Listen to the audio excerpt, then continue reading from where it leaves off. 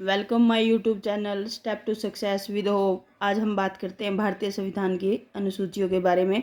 Importance fact देख लेते हैं। कुल अनुसूची कितनी है? 12। जो में संविधान था उसमें कितनी थी? 8 अनुसूचियाँ थी, 4 बाद में संशोधन द्वारा जोड़ी गई हैं। प्रथम अनुसूची है, इसमें भारतीय संघ के घटक, राज्य और केंद्र शासित जो भारतीय संघ के ये घटक हैं, क्षेत्रों का उल्लेख है। संविधान के 69वें संविधान संशोधन के द्वारा दिल्ली को राष्ट्रीय राजधानी क्षेत्र एनसीआर का दर्जा दिया गया था। तो दिल्ली को एनसीआर का दर्जा कब दिया गया था? 69वें संविधान संशोधन के द्वारा। द्वितीय अनुसूची है, इसमें भारतीय राज्य व्यवस्था के विभिन्न पदाधिकारियों को प्राप्त होने वाले वेतन, भत्ते, पेंशन आदि का लेख है। यानी कि दूसरी अनुसूची है जो अपने किससे रिलेटेड है, जो उसको सैलरी मिलती है और जो फंड वगैरह मिलते हैं उसी पे बेस्ड है।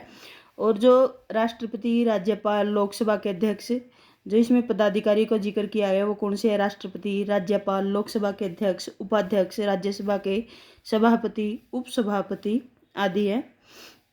अभी तृतीय अनुसूची की बात करते हैं। तृतीय अनुसूची में देख लेते हैं, इसमें विभिन्न पदाधिकारियों जैसे मंत्री, उच्चतम न्यायालय, उच्च न्यायालय के न्यायाधीश द्वारा पद ग्रहण के समय ली जाने वाली शपथ का उल्लेख है। यानी कि तृतीय अनुसूची किससे रिलेटेड है?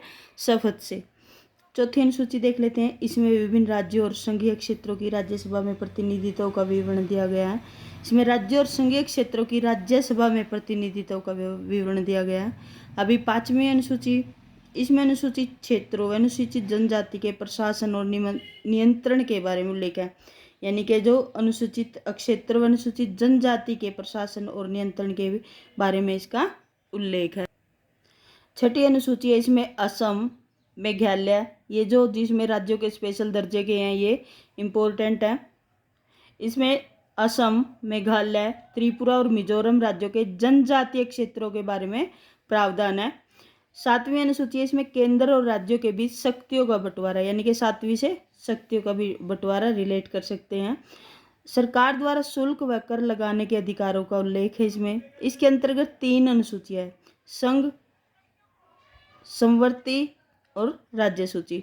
संघ में तो केंद्र सरकार का सारा अधिकार होता है, वही कानून बनाती है, सब कुछ लागू करती है। राज्य सूची में राज्य सरकार का इसमें अधिकार होता है। और समवर्ती सूची में क्या होता है? अधिकार तो दोनों को होता है, लेकिन प्रायोरिटी फिर भी केंद्र सरकार का जो डिसीजन है, अगर वो लोक हित में है तो वही मान्य होगा। तो इसमें यही कुछ दिया गया है। अभी विषय देख लेते हैं। संघ सूची में 97 है, अब 100 हो गए हैं। और राज्य सूची में पहले विषय थे 66, अभी 61 हो गए। 5 विषय जो वो समवर्ती केंद्र सरकार के फेवर में चले गए हैं, शिक्षा वगैरह का जैसे। और समवर्ती सूची में पहले 47 थे, अभी 52 हो गए, 5 इसके बढ़ गए हैं। समवर्ती सूची का प्रावधान जम्मू कश्मीर राज्य के संबंध में नहीं है, लेकिन अब तो जो धारा 317 वो हटा दी गई है, उसके कुछ हद तक अभी इनका सिमिलर हो गया है, वो भी इक्वल आ गए हैं सभी के। 8वीं अनुसूची, इसमें भारत की 22 राज्यों का इम्पोर्टेंट, अगर आप टीचिंग का एग्जाम दे रहे हैं या कोई अन्य दे रहे हैं तो भाषा का आता है ये 8वीं अनुसूची में। इसमें भारत की 22 भाषाओं को उल्लेख किया गया है। मूल रूप से 8वीं अनुसूची में जब संविधान बनाया गया तो 24 भाषाएं थी, मतलब 24 ऐसी भाषाएं थी जिनको मान्यता थी।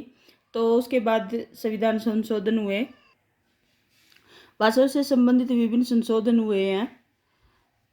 1967 में 21वां संविधान संशोधन हुआ है। सिंधी भाषा को जोड़ा गया, सिंधी भाषा थी जो 1967 में जोड़ा गया। 1992 में 71वां संविधान संशोधन है, नेपाली, मणिपुरी, कोंकणी, इसको नमक से याद कर सकते हैं आप।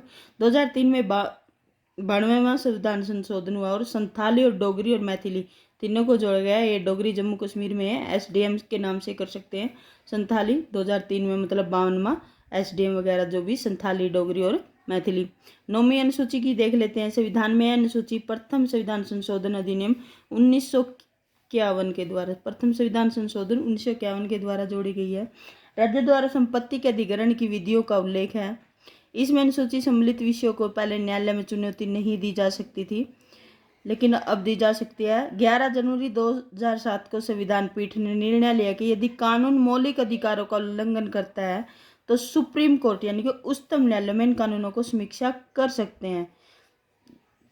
आगे 10वीं अनुसूची, यह संविधान के 52वें संविधान संशोधन द्वारा और 52वां संविधान संशोधन कब हुआ था? 1985 ईस्वी के द्वारा इसमें जोड़ा गया है। इसमें राजनेताओं द्वारा राजनीतिक दल बदल संबंधित प्रावधानों का उल्लेख है। 10वीं अनुसूची है जो दल बदल का है, इनकी कुछ कानूनी कार्रवाई होती है।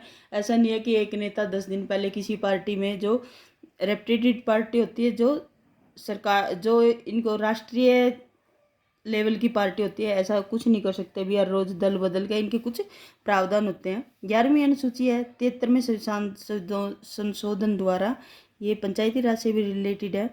1993 में जोड़ी गई। पंचायती राज संस्थाओं के कार्य करने के लिए 29 विषय प्रदान किए गए हैं।